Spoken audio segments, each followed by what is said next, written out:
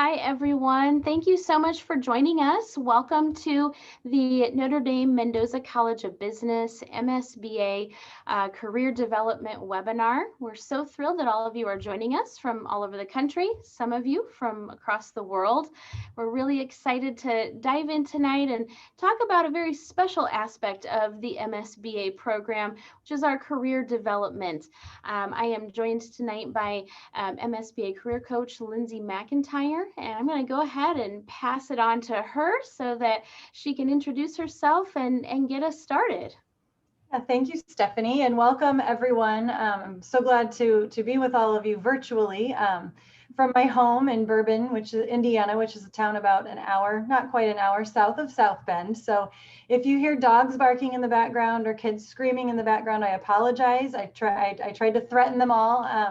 But I'm in a webinar and I'm teaching and I'm answering questions, and so please leave me alone. But we'll see what happens as these things go. Just quickly before we get started, if you have a question, I'm going to pause quite a bit to give you time to answer to ask questions. But if you do have a question, go ahead and post it in the chat.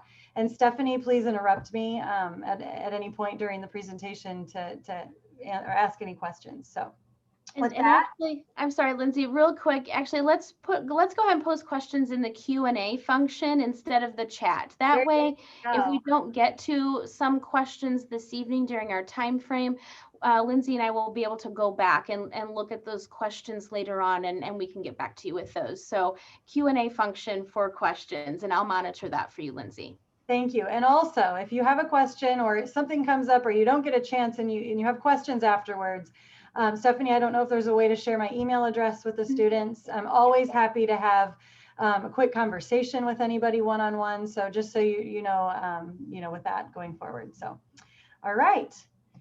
So I will introduce myself. Hopefully my slides work. Okay, this is me and my family. I am married to, I call him my elementary sweetheart because I met him across the cafeteria in 6th grade, became obsessed, and then we started dating in high school and have been married for 18 years now. We have 2 kids. Anna, my daughter, is 15, actually just got her driver's permit this week. So fun times here in our house. And she is a sophomore. And then my son, Sam, is 13 and 7th grader. And they both went virtual last week. So it's been a really interesting, Stephanie and I were just talking about trying to work full time and teach kids and make sure kids are doing their assignments. It's been very interesting. Also, I have 2 Havanese dogs. We have one that I've had for 4 years, Gipper. He's our sweet little Gipper, named after George Gipp, if some of you know the story about the famous win one for the Gipper speech. And then our quarantine puppy, we got him back in March, and he's Eddie, the little one, named after Edward Soren, sort of spelled like Eddie Street. So if you come to Notre Dame, you'll get that a little bit, but that's a little bit about me. I've actually, let me share professionally. I spent about 10 years at Notre Dame in various functions with the budget office, doing budget, finance, and analysis work for both the budget office for about 6 years centrally on campus. And then I did the same type of work, just more focused with the College of Engineering for about 3 years. I did research and analysis for development for corporate and foundation relations. Then took about 2 years off. Like I said, I live a little bit south of campus, so I wanted to just reacclimate myself to my family. I felt like my career was sort of going, and I was kind of pulled away from my family a lot. So I just needed some time to prioritize and did a little nonprofit work on the side.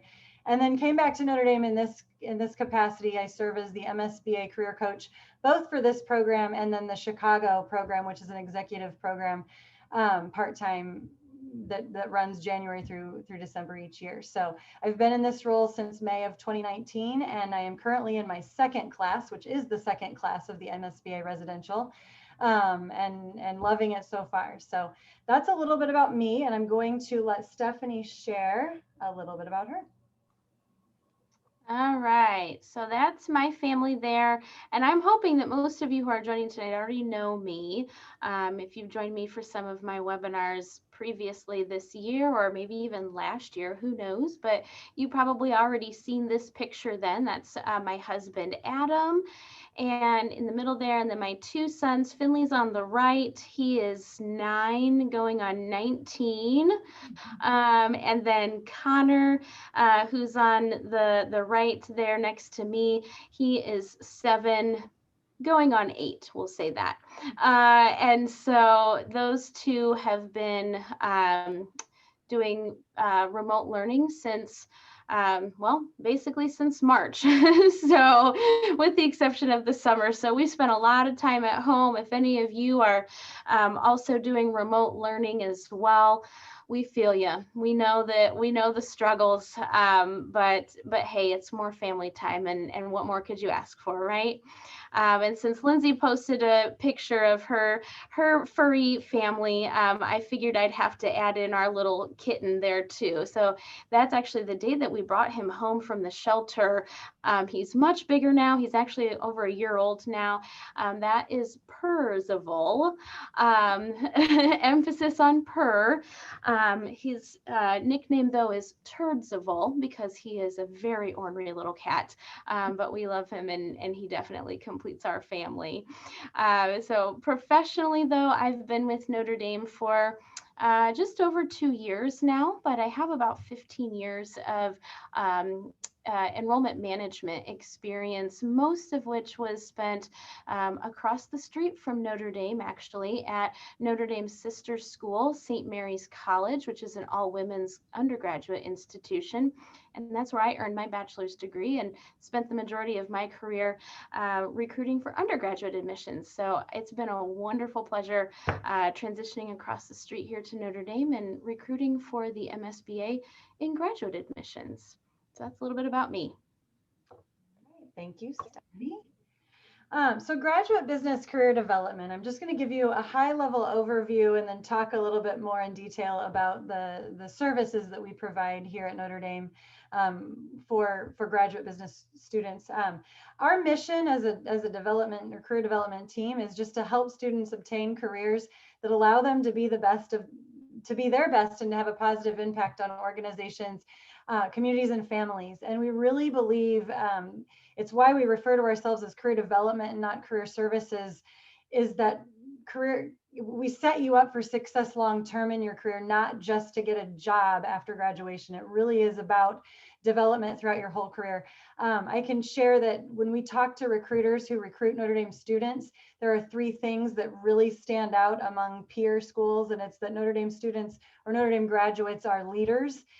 They have high self-awareness and they're good team players. And so we really try to instill that, and I try to instill that in all of my coaching, whether it be one-on-one in groups or through the career course that I teach. But it really is to give you the tools and just tips to help you succeed long-term. Our strategy, we start obviously, and for us, and I'll get into the details a little bit, but it's really about helping you build that self-awareness. And then once you have a strong sense of self, being able to understand what the marketplace needs are. So, you have to know what you're good at and the fit that the skills and the strengths that you bring. But then you have to know what is needed in the marketplace. So it's that combination of self-awareness and marketplace awareness that allows you to create a targeted job search strategy. And then we do that by providing services, dedicated one-on-one career coaching services. And that is me. I am your dedicated career coach for this program. So I work with you as much or as little as you need, depending. And I'll get into that in a little bit. But then also the Bridge to Success career course and workshops. I've been in a lot of meetings today and I've talked a lot. So bear with me. The Bridge to Success career course is just a 1 credit hour pass-fail career course where we teach you some of the skills and strategies to be successful in a job search and then to develop your career strategy. And then there's workshops that kind of go with it. It's driven by you, and I'll talk a little bit more about this, but the career course is through the fall semester, and then I do some workshops in the winter, spring semester, just based on the needs that the individual students have, and that varies from year to year. Obviously, last year was very different than where we are this year. And I expect that to be very different than where we'll be next year. So in a sense, this class, this third year of MSBA is sort of like the first year, just because of everything that we've been through with COVID, which is neat. It's a unique opportunity. I think we're really building a program, which is really cool. And then I'll talk a little bit about employer engagement opportunities that we provide on campus. And again, all of this is kind of can change, and we have to be able to adapt depending on circumstances. And I'll talk a little bit more about that. Okay, so customized coaching services. As I mentioned, I am the dedicated career coach for the MSBA program. And along with that comes a job search strategy and navigation, resume reviews. And I will say that before you come into the program, one of the requirements is to have a resume score. We have a platform that we use called VMOC. So you'll submit your resume through that, and that'll kind of give you an automated score. And we ask that you get to a score of 80 before I review your resume. And so then I will review your resume and give you feedback. And so by the time you really get into fall recruiting, you'll have a pretty top-notch resume. But even we can't continue to work through those. The MSBA program does have a resume template that we use that we think is best practice, but I'm also aware that there are different templates and everybody has a different viewpoint on what is maybe works best in a certain industry or company. It just all depends. So that's why I say it's customized. We can work through some of those things together. Same thing with cover letter reviews, networking strategies. That's something I'm very passionate about, and I have a really solid networking strategy that I love to talk through and work through with students. And then mock interviews and salary negotiation. So it's really a variety of tactical services depending on where you are in the job search. And I point out too that it's driven by you. I mentioned that I'm here as much or as little as you need.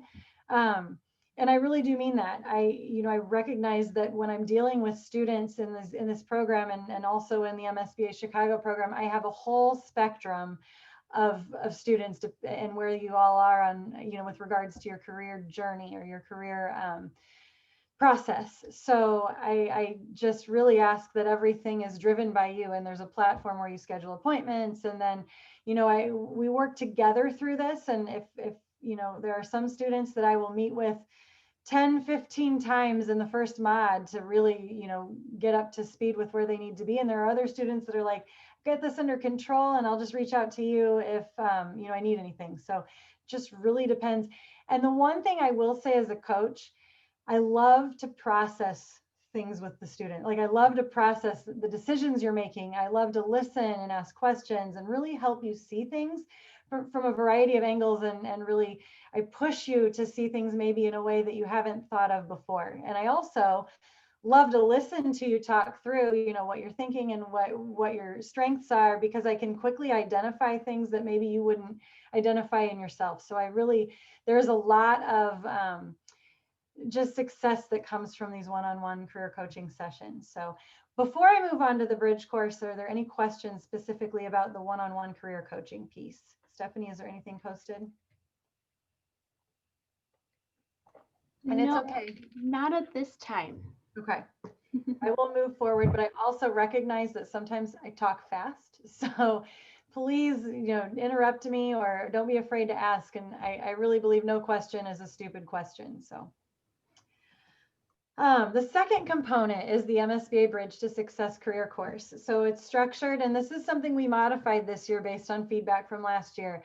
And again, I share that we're in the new phase still of this program and the development of this program. So I really love to get feedback from students and adapt what I'm doing and teaching based on that feedback. So we ran it all, right as students were coming in last August for the first year.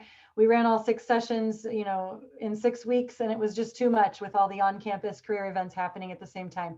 So this year we separated it into 3 sessions in Mod 1, 3 sessions in Mod 2 to give you a little bit of a break, which allowed for just focus on those on-campus, which were on-campus virtual career events, which worked well this year, I think. So in Mod 1, we really start everything out with strengths finders.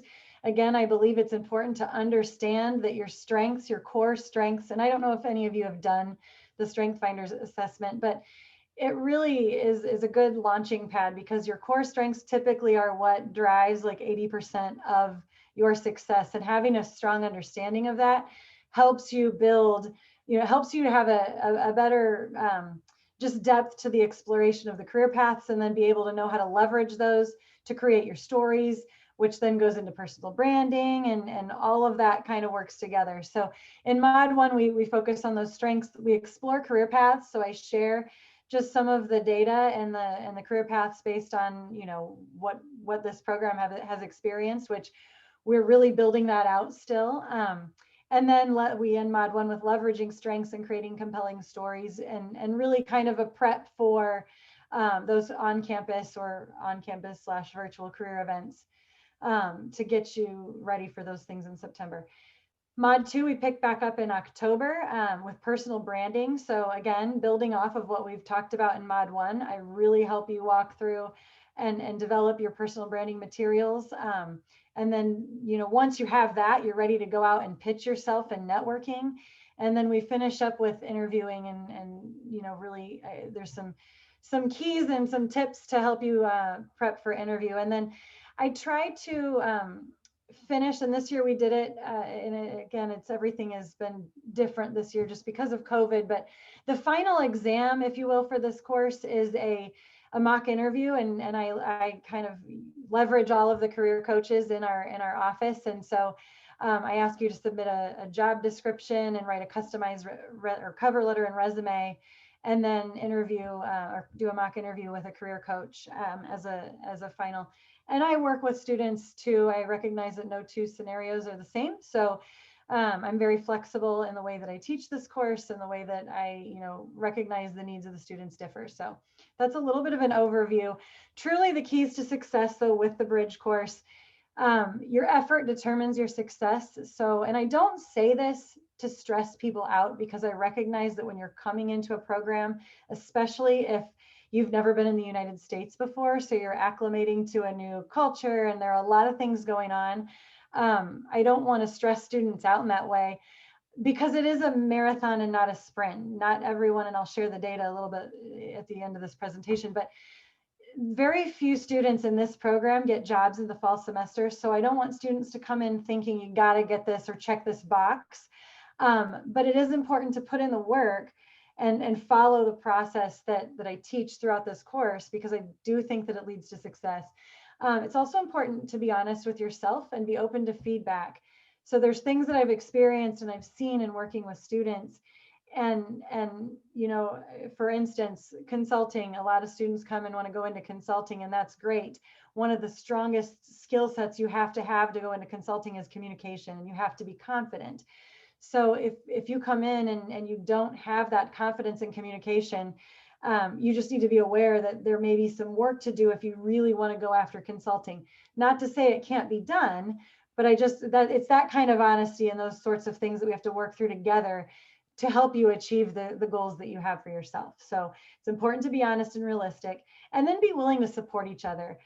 One of the initiatives I plan to launch this year in the spring semester is job search work teams. They've worked really well for international students in the MBA program. And it's really just an accountability group to help students stay on track with their career search progress, and to help you learn from each other, because there are a lot of things that you're going to get out and see. And really, within business analytics, there are so many opportunities because it crosses every function and industry and business. Scott Nestler always says that every company is an analytics company. So there are opportunities, and I try to get students not to see each other as competition, but just as, partners and accountability buddies within this whole process, because the more you help each other, the more you help yourself, really. So that's just an overview of the Bridge to Success career course. Are there any questions? I know I feel like I'm moving through this pretty quickly. Stephanie, anything? We do have a question about internships. So are there internships within the program? I can have you start that out, but I can also tag team on the capstone. Yeah, so right now, and it's funny because this program was not designed, nor is it structured for an internship. Now, that being said, this year with COVID and the extended winter break has taken a whole new spin, and we've had to try to adapt to create opportunities for what we refer to now as winternships, and companies are trying to adapt too. I don't, as it stands, there are not internships, or it's certainly not a requirement for this program. I have had students go into internships and that ultimately lead into a job, a full-time job, which is one avenue that you can take, but it's not necessarily required. And I don't know if that's something in the future. We don't know what next year will hold as far as what the school year will look like. And so I don't know if this is something that we will address or maybe try to incorporate into the program next year. And Stephanie, you certainly can share more on that too. I would ask you to weigh in. Yeah. As Lindsay said, the program wasn't really designed to encompass an internship within the curriculum because it is a one academic year program. So essentially it's 10 months long. And with it being, full-time coursework, it is hard to include a really meaningful internship in that time. However, what is built into the curriculum is that capstone experience. So hopefully you've done your homework. Maybe you've set in on one of my program overview webinars and you've heard Dr. Nestler talk about that capstone. But essentially, it's a full semester long program where students work in teams of 5 to 6 students. They're matched with a capstone partner, which is a real company, and they're working with a real set of data provided by that company to help them with a problem or a situation that they're having. Maybe they're looking for sort of a better course of action moving forward. But essentially, they've got this data. They know that there is a lot of value in it, and they know that it can help them to move forward in a lot of ways, but they don't necessarily have the team or the capacity to really understand that. And so that's where our students step in. They get this this real life, real world experience that really helps them to put into practice all of these great tools and software that they're learning through the program. But it also, not only does it give them the experiential learning, but it also does give them connections to these companies. And while there's not always a job offer that comes out of a capstone, there are those great connections that you're making with these companies, or you're networking with people that you are working with in your capstone company, and you're learning more about the industry in general. All great skills that will really sort of translate to that career search. And it's a big enough project and experience that you can put that on a resume. And I'm sure that, Lindsay is working with or will be working with our students next semester once they get started on this, to kind of figure out how does that piece incorporate into that resume that they've been working on all along. So still great experience and great skills that are gained, even though it's not called an internship, but it's exactly the same type of experience. Yeah, and as Stephanie mentioned, it doesn't always lead to an opportunity, but I have had at least one student from last year's class that I can think of that did get an opportunity from the capstone experience. So it can lead to those things. And it is a great resume builder. I mean, it's something tangible to put on your resume that that definitely helps as you get out and interview for jobs. So yeah, that's a really good point. Any other questions before I move on? So we have a question about the resume app that you use, VMOC, and just wondering if it's something they can use before submitting their application to the program, or if it's more of an internal tool. So I know the answer, but I'll let you tag on that. It is an internal tool. It's part of your onboarding once you are admitted into the program. It's part of the onboarding and becoming Irish process. So it's not something we can give out in advance of, or as you're preparing to apply to the program, if that makes sense. But Stephanie, I don't know if you have anything to add. Well, I will add too. I mean, if you're concerned about your resume and how it's reviewed in the application process, don't worry about that. No, don't really, be.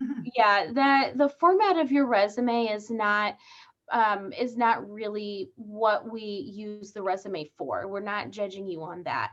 We're using your resume in the application to just get a better sense of your background, experiences, and skills, what you've been involved in, whether it was internships, full-time work experience, community service involvement, sports, clubs and organizations, leadership experiences, all of those pieces. So the format, don't worry about that. That's Lindsey's job, and we'll pass that on to her if you're admitted to the program.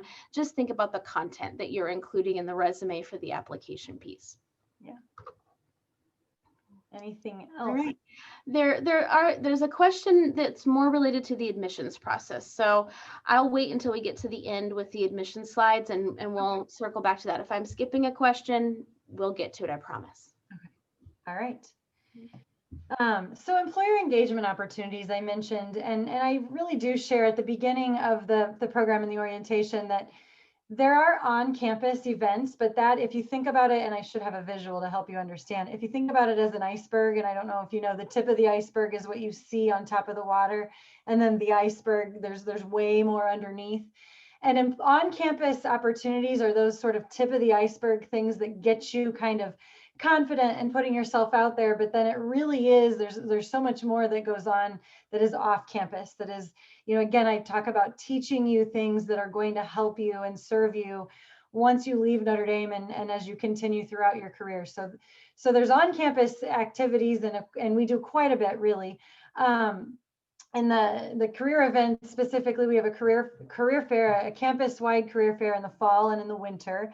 This year it was virtual, and we have no idea what that looks like for next year. Hopefully we'll be back to in-person. As you can see the picture, I put a picture of the just a sort of an aerial view of the on-campus career fair that was not virtual last year, and then the virtual fun that we're having now with screens.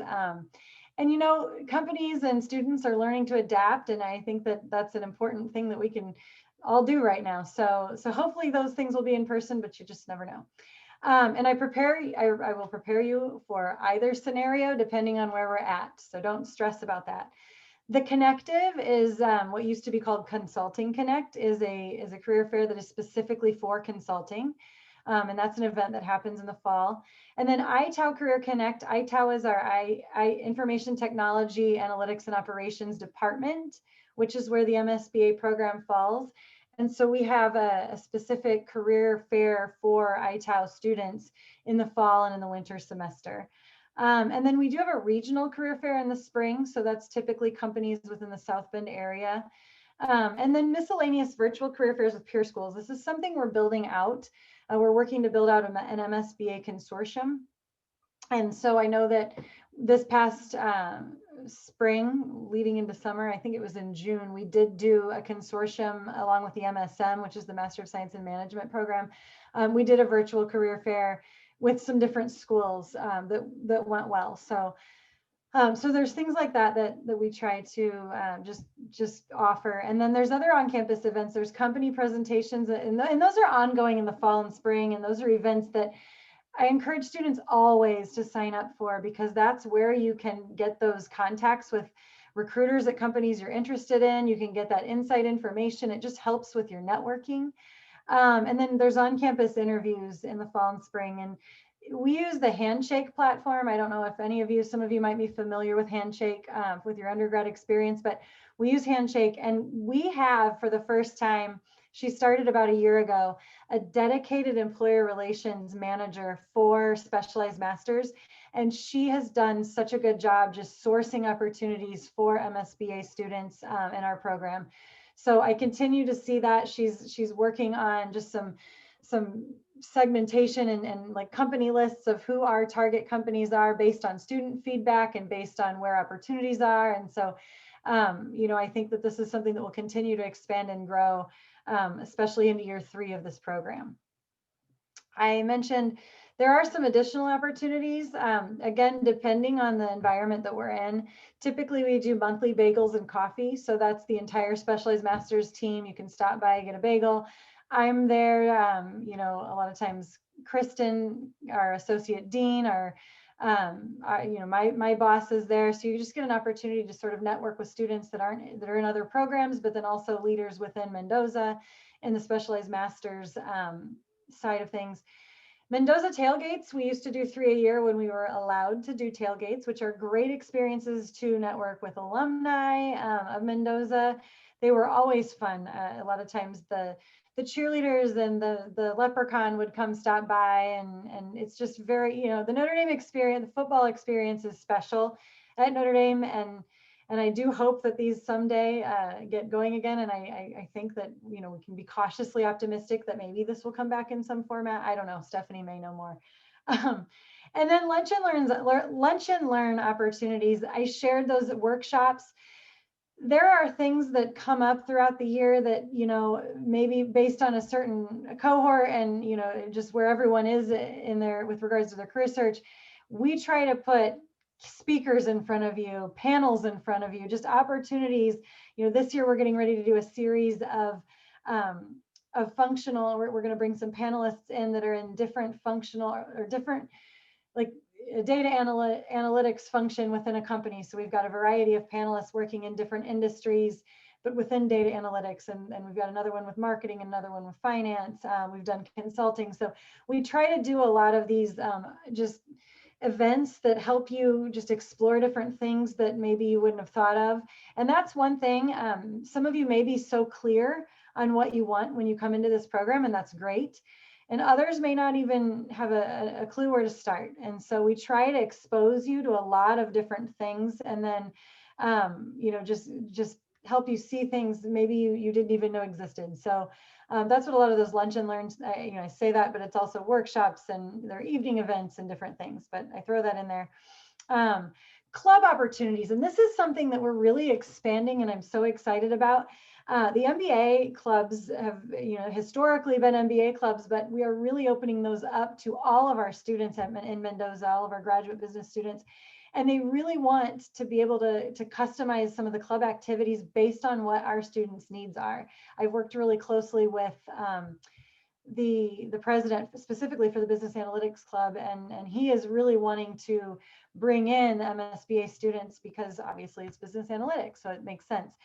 So there are training sessions available, industry speakers, that they bring in, company treks. So I know that they've done historically Chicago treks, and we hope to continue at least 2 Chicago treks in the coming year. This year we had to go virtual with some of those, and I know there's one scheduled for December that is virtual. And then case competitions. There's a lot of opportunities, and the clubs are really trying to figure out and source those opportunities for students. So those are things that are constantly evolving and growing, and as we continue to just grow as a program, I think those things will continue to expand. So before I move on to some outcomes, which I know a lot of you are probably really curious about, are there any questions based on any of these things that I've shared? More admissions related questions. So we'll keep chugging along and we'll get to those. All right. Okay, so I know that most of you are probably dying to know the outcomes of maybe the MSBA 20s or where we're at with MSBA 21s, and I can't talk too much about it. We are still in the preliminary phase, but I will tell you that 31 seeking students out of 35. So, there were 4 that were not seeking for various reasons, but 31 that were seeking. And as of today, we were at 87% with accepted offers. And I will tell you that this, given COVID, given a first year of a program, we are way ahead of where anyone would have expected us to be, and ahead of a lot of our peers even in this space. So I feel pretty good about it. We had a good group of students, and the opportunities were there. We had 4. Here's the breakdown of timing, which I think is important.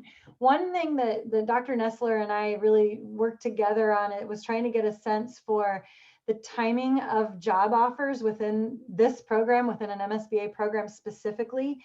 And it really is the spring semester, because analytics is a field that is just evolving and growing faster than anybody can keep up with. So when you say, like, right now in the fall semester, companies don't even know what they need in the analytics space in May. So those opportunities, especially at some of the big tech companies that all of you might be interested in, they don't know what they're going to need in May. So it is one of those things that we call just-in-time offers. They truly are. You apply in April, May, even throughout the summer. So you can see, and of course, had COVID not hit when it did in March, a lot of these, the 16 that accepted offers in the summer would have been in the spring. There were a lot of offers that were put on hold due to COVID and hiring freezes that then opened back up in the summer. So these numbers are a little bit skewed to what I expect this year's class to be. Of course, if there are no other issues, you never know where we're going to be in the spring, but even still, 87% have offers as of today. 81% have accepted offers in the United States. And again, I will say that there are 5 of the 27 that accepted offers in other countries, and a lot of them just went home when COVID hit. For a variety of reasons, they just went home. They felt more comfortable in their homes. So it wasn't that there weren't opportunities in the United States necessarily. It was just that a personal decision for those students to return back to their homes. We had 8 in Chicago, and this program, of course, Notre Dame's proximity. We have a campus in Chicago. We've got a lot of connections in Chicago. So, that is a really focused area for a lot of our students. And then 2 or 3, a handful, are each in New York, Washington, D.C., and San Francisco. And I think those numbers, I think this year's numbers are going to even, be different in a way than what we saw last year. And then an average salary in the United States of $75,500, which is a good, it's right in line with, I think, where a lot of our peers are. I think that we'll see that raise a little bit with this class this year. But this is just sort of where we were or where we are at this point based on last year's class, which again, I can't emphasize enough how, just hard these students worked and how in light of everything that they were faced with COVID, these are pretty strong numbers. Are there any questions about these preliminary outcomes before I move on? There aren't any questions submitted about this, but I have some questions too.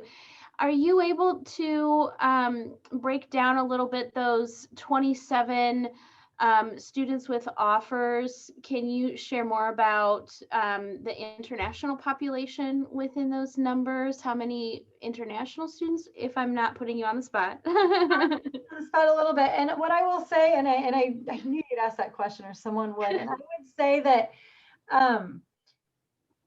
I break it down in my spreadsheet, and when I looked at it, when I glanced at it, 90% of the international students have accepted offers. So it's actually a couple of domestic students that are causing the number to go a little bit lower than 90%.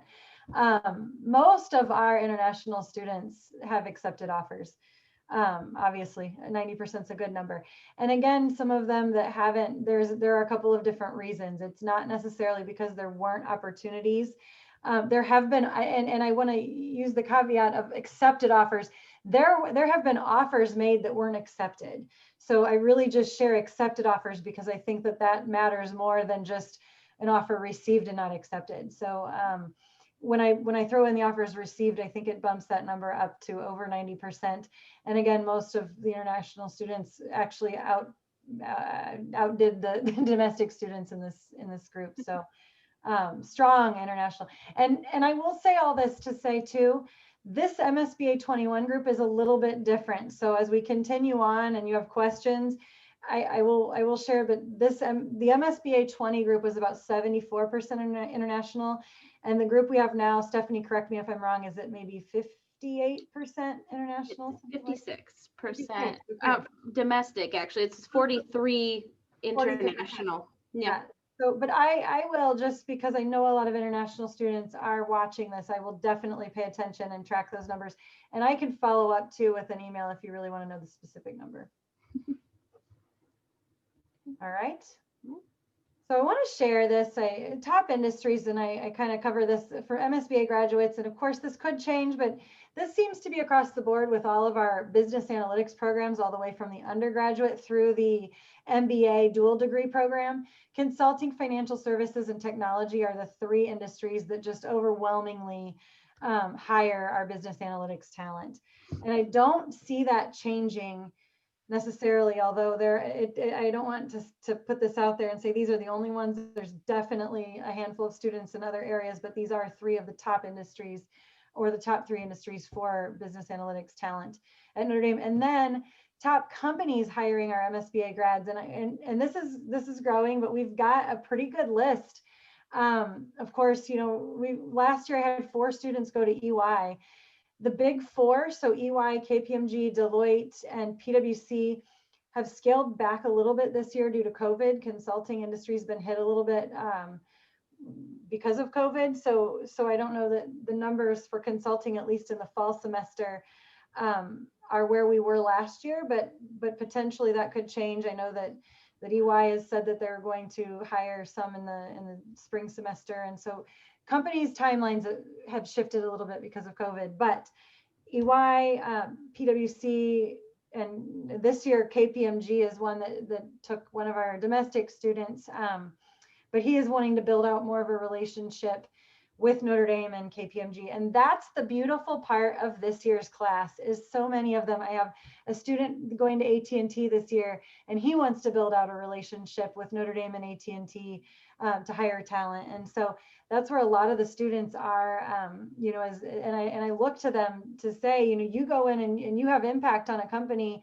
come back and hire our students, because I think that's what the goal is that we can just be successful in creating impact. And then why wouldn't they want Notre Dame students? So you can just see the list here of companies that students are going, and it's growing. Every day there's new things I'm learning. So this is beginning to take shape. I think this year, next year at this time, it'll look completely different in a good way. I think there will be a lot more just solid companies added to this list.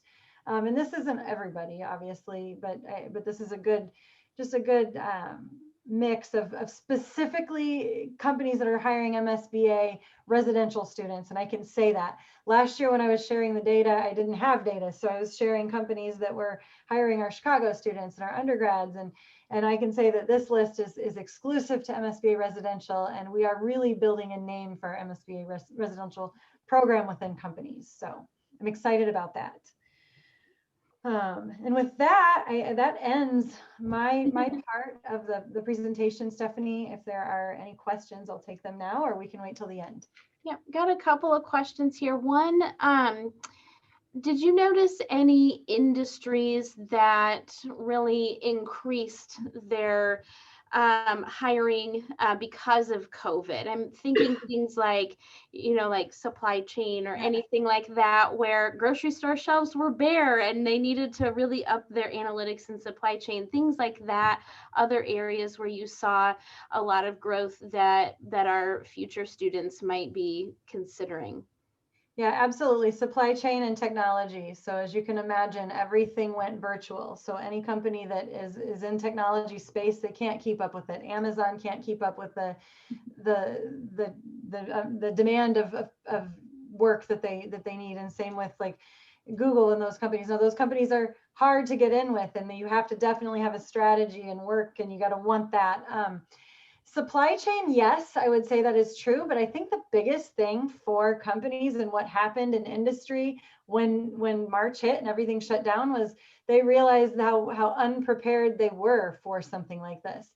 And so I think the biggest challenge is companies have started to figure that out, and now we're starting to see the after effects of that. And I think this spring semester will really open up opportunities for students, because companies have figured out what they need in the analytics space, so that we don't end up in a situation we were in with bare shelves back in March. So I really think that analytics is taking off, even more so than it was before COVID. But COVID really exposed a lot of issues, and companies in healthcare is another one, and that's one we haven't explored. I know students have had success in getting interviews with some of the healthcare companies, but I see that maybe evolving more and more as things, as we continue down this path of vaccines and just the treatment for certain things. I think we've all learned a lot through COVID. So yeah, I would say the healthcare industry is probably another one that was impacted, and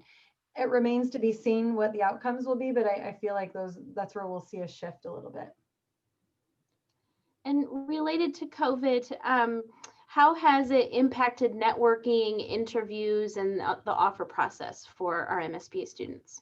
It's just slowed it down. So networking is the most important thing, and you'll hear me say this as if you're in this program and we get working together, I really believe in the networking process, and I will break every rule that not break every rule. I will shift your perspective of networking. I will make all of you, any of you, the biggest fan of networking because it really works. The strategy that I have really works. And I think that that's the most important thing that students can be doing is always be networking and always be learning, because to set yourself apart, and what I try to teach you is that everyone going for a job is going to have some sense of, like, you can go in for an interview and you can probably do just fine interviewing for a job. But what I want to see is you differentiate yourself, not one standard deviation from the norm, but 2 standard deviations from the norm. So you beat out 98% of your competitors or 99% of your competitors. So, and it really starts with networking. And when I say networking, it's connecting with people in jobs and companies that you want to be in and figuring out that nitty gritty day-to-day stuff that's going to help you discern, is this the right fit? And then also prepare you for the interview process. So networking, I think, has become more important through COVID. Interviews haven't, they've slowed down a little bit. I think not slowed down in a sense that students are still interviewing and getting interviews. And I shouldn't say that, they haven't slowed down at all.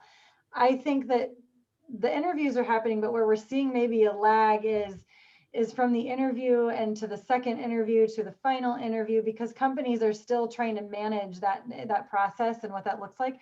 It's really hard. So where an EY, the final process of an EY company is to go in for a super day where you're interviewing with multiple people for several hours. And companies hate to give those things up, because it's really important to meet someone face to face, not through a screen, to really figure out if it's the right fit, not just for the company, but for you. I mean, they want to make sure that they're the right fit for you and what you want.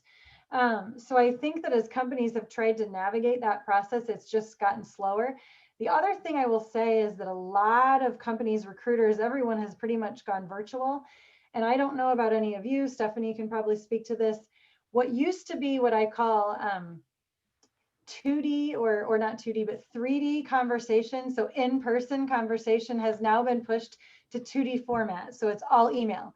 So where I used to be able to walk down and have a quick conversation and resolve things, now it's an email conversation that's going back and forth several times. So my email's just slow.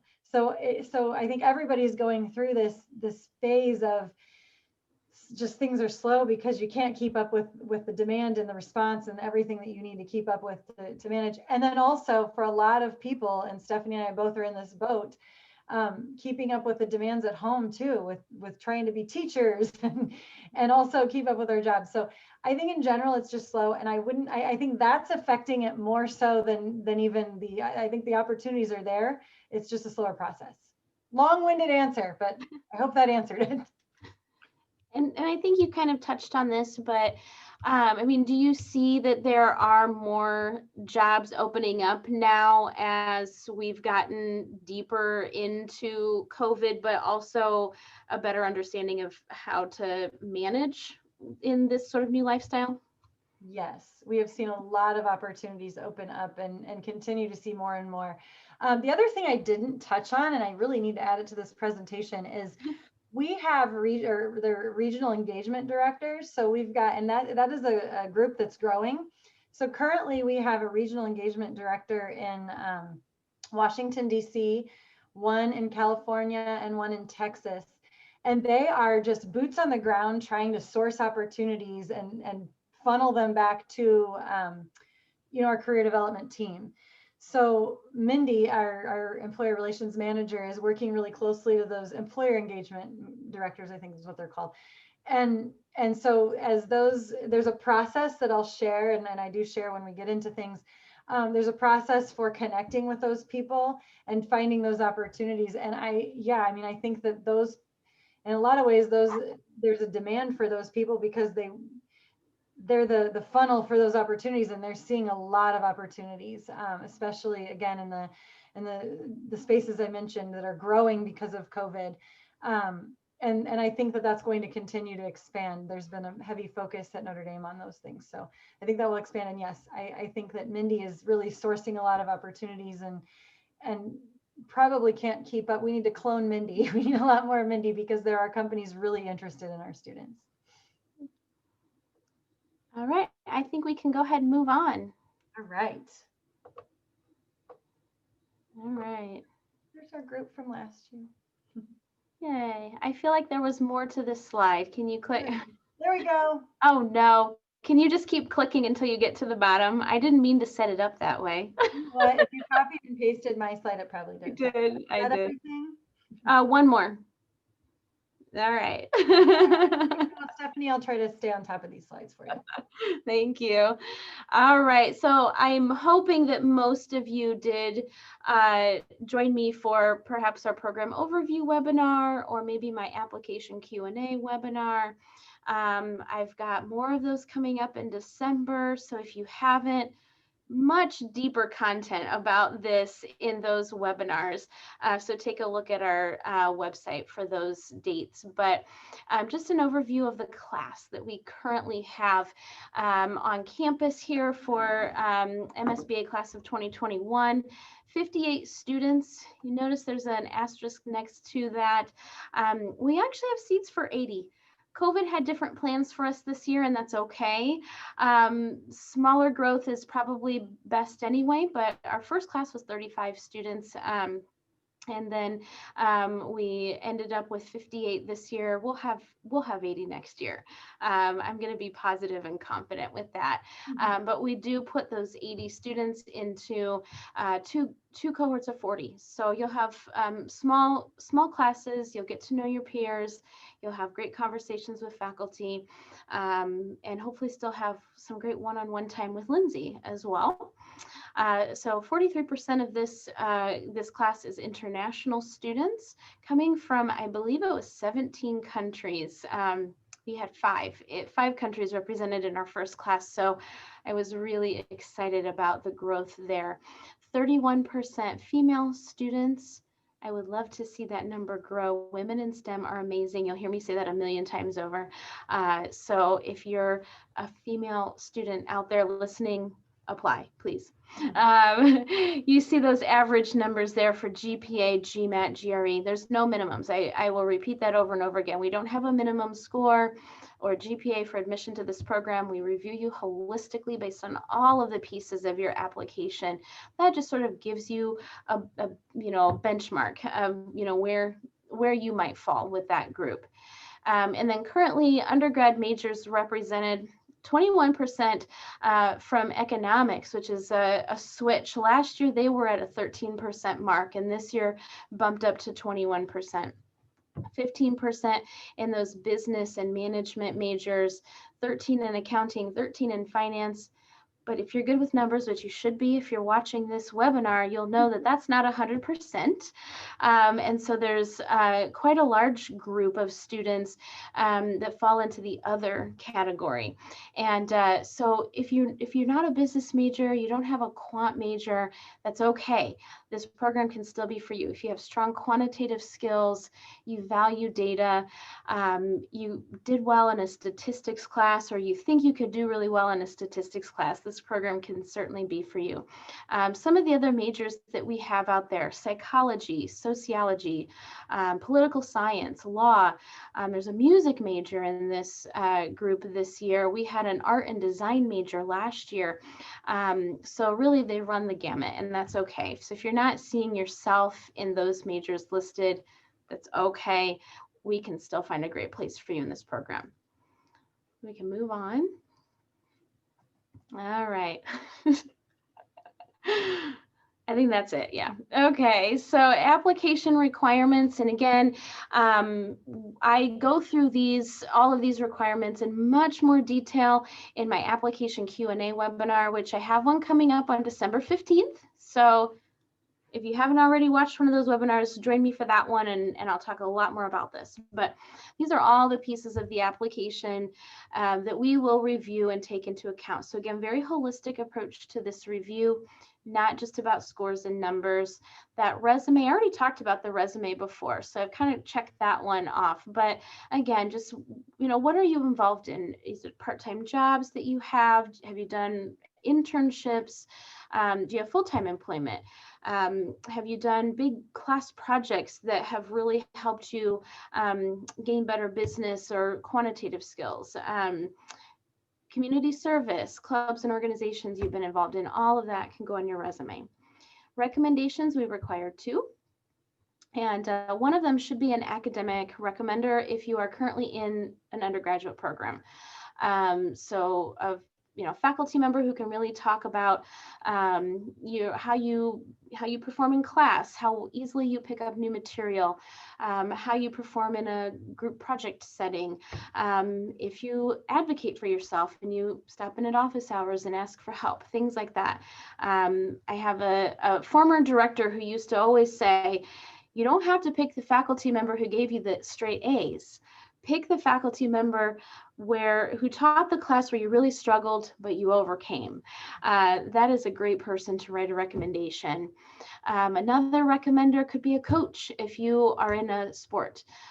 Coaches can talk all about your teamwork experience, your leadership skills, time management, those things. Any supervisor from a part-time job, from an internship, from full-time employment, anything like that. Those are all great recommenders. You can submit up to 3 recommendations. All I ask is if you submit over the 2 required, that 3rd recommender be able to speak to some additional aspect that the other 2 haven't been able to cover. Transcripts from every institution that you have attended, even if you spent a year or so in one institution and transferred grades in to another institution, we still need all transcripts. So keep that in mind. Prerequisites, we do have 3 prerequisites for this program: statistics and 2 business classes that can fall under accounting, finance, management, or marketing, and in most cases, economics as well, because those classes are very closely related to business courses. We now can approve most economics classes as well. And if you haven't met all of those prerequisites, that doesn't mean you can't apply. It just means you need to send me an email and we'll talk about it, and we'll figure out a great course of action so that you can still apply to the program and meet those requirements. We do require a GMAT or a GRE score. It can be the online version of the exam. It can be in person, whatever you have available to you. If you're an international student, TOEFL or an IELTS score as well. If you have attended a U.S. institution for 3 or more years, or consecutive years, or your undergraduate education was taught fully in English, we can waive the TOEFL IELTS requirement for you. Your essay, 2 topics to choose from, just pick one, 2 pages typed, double-spaced. If you email me and ask me for the rest of the parameters for how to write that essay, I will just tell you 2 pages typed, double-spaced. I don't care about margins or font or anything else like that. You choose. We'll make it super easy. I just want to know what you're thinking.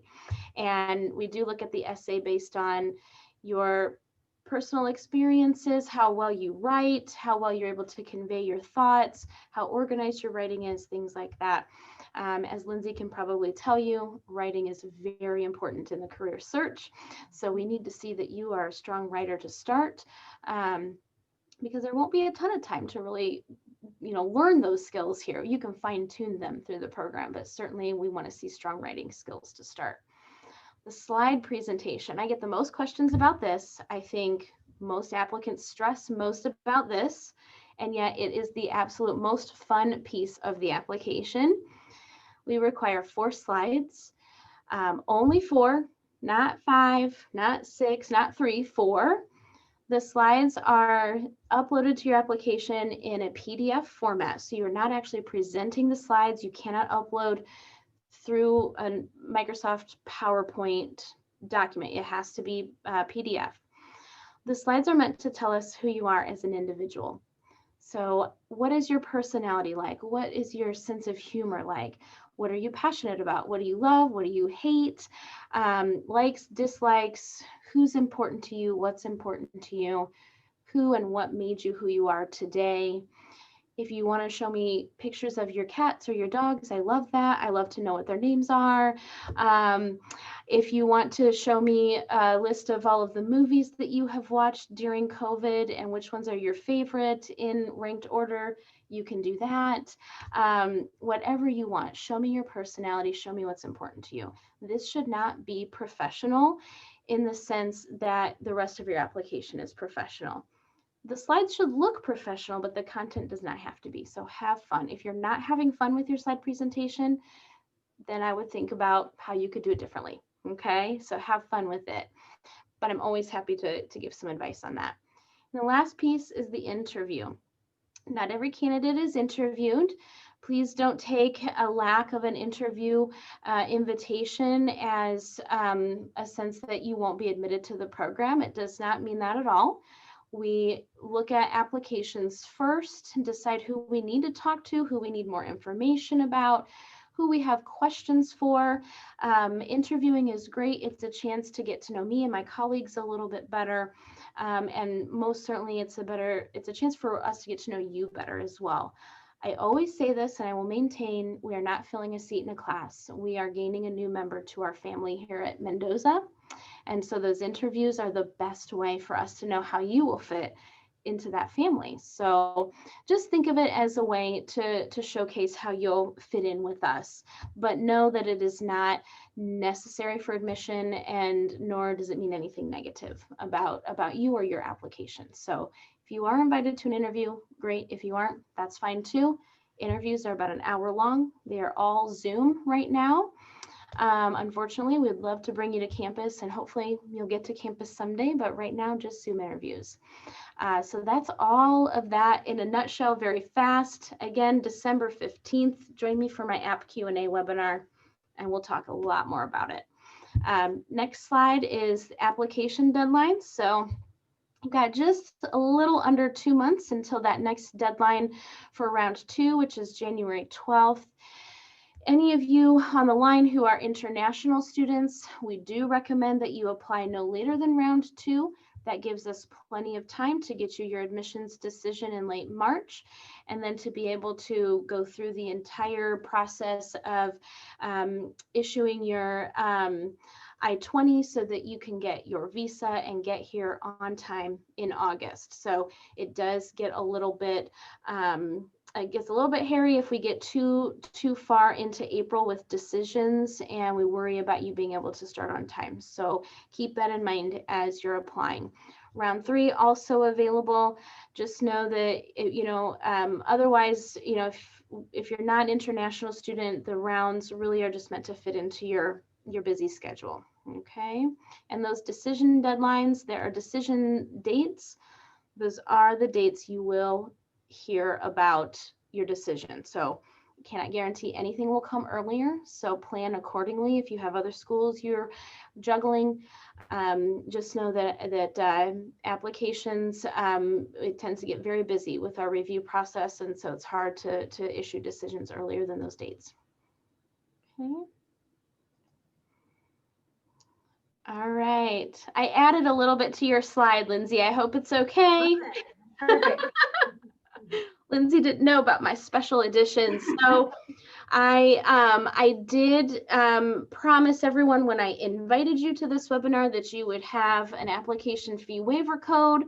And I felt like it probably should just live on this last page while we answer questions so that you can copy it down at your leisure and you don't have to scribble it down before we switch our slide over. So Irish Web is the fee waiver code for the application. So go ahead and write that down.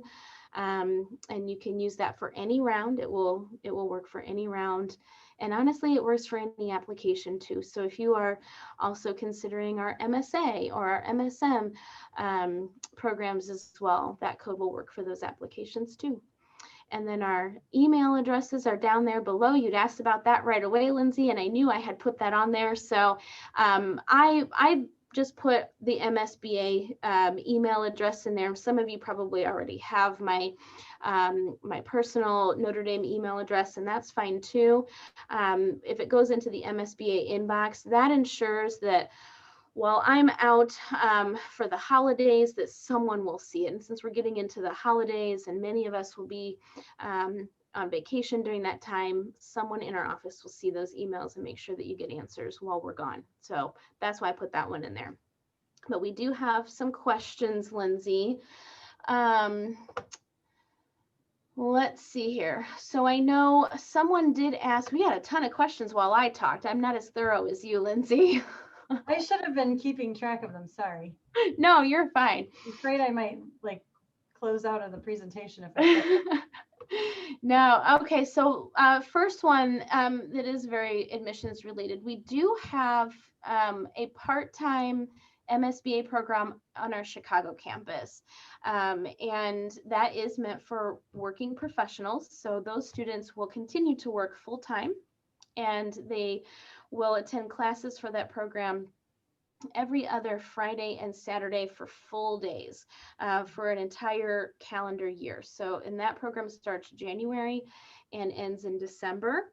But it does have the same fantastic career coach that you're talking with tonight, and capstone experience that we've talked about as well. So similarities, but different in that you do need to be a full-time working professional. You will have to maintain that job while you're in the program, and that you would need to have at least 2 years of full-time work experience in order to apply to that program. My colleague Kathy Kennedy is the primary recruiter for that program, so it's not me, but I can certainly get you in touch with Kathy. If you have any questions, you can also take a look at our website and find out more information about the Chicago MSBA, and it is very specifically labeled Chicago MSBA, so you'll know it's not this one that we're talking about. And then we had several questions about assistantships, teaching assistantships, research assistantships, things like that, which I understand might seem like career development type questions, but they're actually more admission questions. So there are opportunities for teaching assistantships and research assistantships through Mendoza. Typically, those are, those are paid positions that you can secure through Mendoza faculty. The system we have in place now, if you are interested in one of those roles, you would have to be admitted to the program first. So I will tell you that in order to gain access to the opportunities, you would have to be admitted to the MSBA or any other graduate program at Mendoza first. And then if you are interested in seeking an assistantship, let me know. I will submit your resume to the marketplace that we have in place for faculty who are looking for teaching and research assistants. And they will be able to then view your resume and will reach out to you. So that's the current setup for that.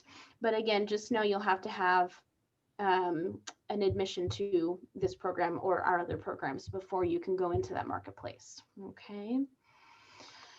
Let's see here, Lindsey. All right, let's see here. Here's another one. Can you talk a little bit more about how many students work at a tech heavier job such as a data scientist, or how many students work as a balanced or business heavier job such as a data analyst or business analyst? Yeah, I would say that the majority of students are business analysts, data analysts. It's that analyst, that translator role. So the scientist role is definitely more technical. I've had a couple of students that are in that data scientist role, but those students have a background in engineering or something that is a little bit more technical that allows them just to be in the data and that coding.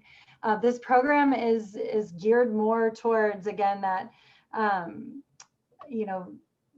the translator role of data analytics. It's the communicator between the person that understands and can do some coding, and you've got to be able to do enough to understand how it works, but then really helps communicate those strategies or the outcomes, the what am I trying to say?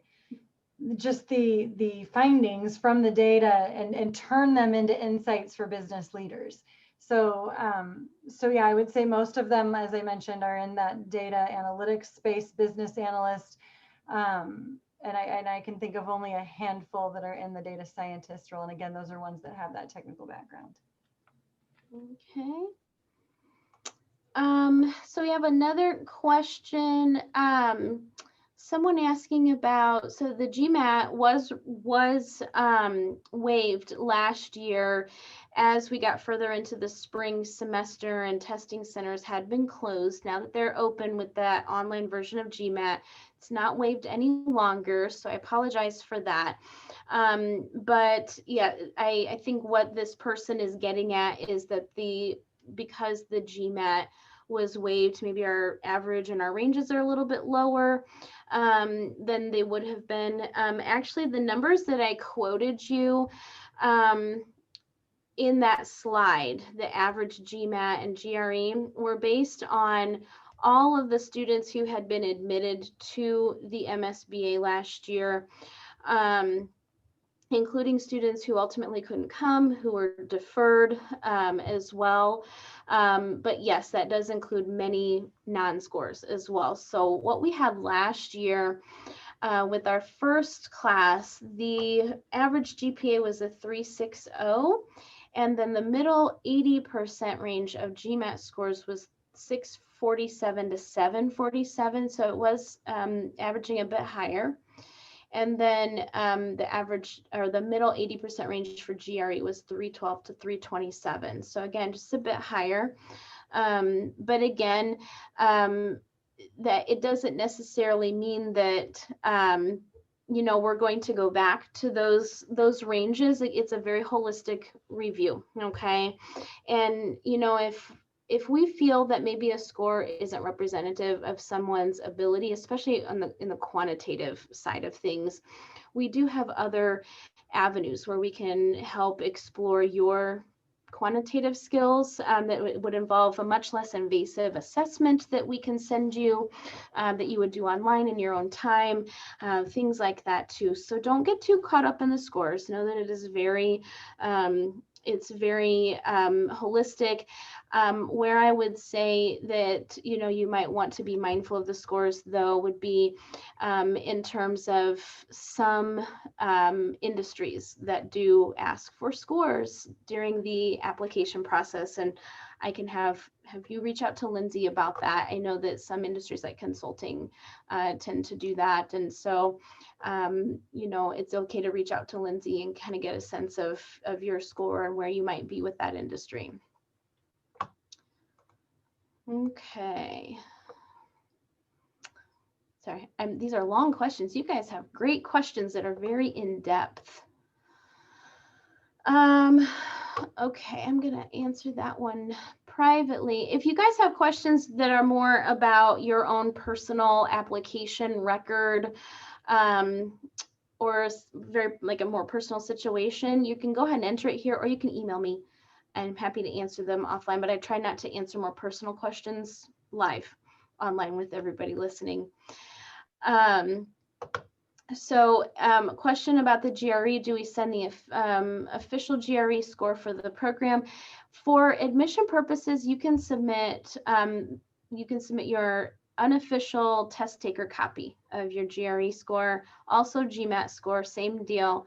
Also your transcript, that's the same deal. We can take an unofficial copy of all of those pieces in order to review your application, but if you're admitted, we do need the official copies before you can finish your enrollment process. Okay. We have thank yous from people. Let's see. Sorry, Lindsey, there's a lot. They got a lot of questions that came in. So I have someone asking if I can talk more about the slide presentation. You know who you are. If you can submit another question, tell me what more you want to know about the slide presentation, because I could go on and on about that, and I want to keep us brief tonight. So if you want to include what more do you want me to talk about, then I'll be happy to direct my response that way.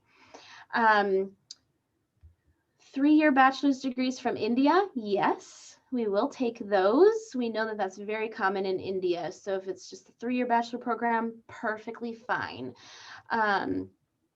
A WES evaluation is not required for any international application.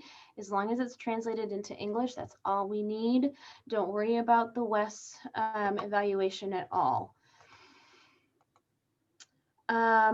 We do not have GMAT waivers. That is something that we do need if the country were to shut down, or if your country were to shut down and there were no live if there were no virtual testing options for you, and you can provide proof of that, then we will talk about a waiver. But at this point, testing centers are up and running, so we do need that test score. Are there scholarship opportunities? Yes, there are. We call them fellowships here at Mendoza. Those are part of the admissions evaluation. Fellowships for this program range from $10,000 to $20,000. And last year, 94% of our students received fellowship offers from us. All you need to do on your application, last page of your application, it asks you, do you want to be considered for merit-based fellowship? As long as you check yes, you will be considered. If you check no, unfortunately, we can't consider you for those fellowships because you said no. So even if you think right now you don't need a fellowship, I would say just check yes. That way, if in the future you do need a fellowship, then you already have one available to you, okay? Because you never know what happens in the time of COVID, right? Mm-hmm. All right, let's see here. Sorry, Lindsay, these are all admissions questions. Okay.